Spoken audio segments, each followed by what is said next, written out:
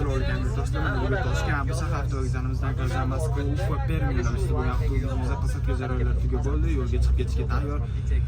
Yurtdoshlarimiz hamma o'z joylariga o'tirib bo'lishdi. Avtomobilning qulaylik taraflari zarechki uskunalari bor, monitorlari bor, konditsioner, pechkalari bor, sidenalarimiz yotadi, bemalol kelib shunaqa qulay avtobuslarda ketsanglar bo'ladi. Ekrandan nomerlarga bemalol aloqaga chiqib ma'lumotlarni olib, biletlarni bir kun oldin bron qilib qo'ysanglar bo'ladi.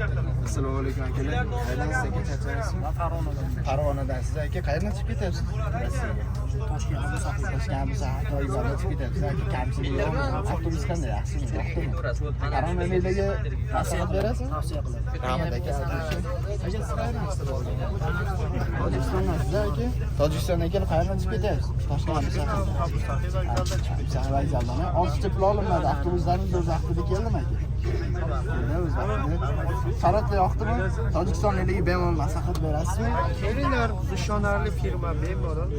Tojikchalar bitta.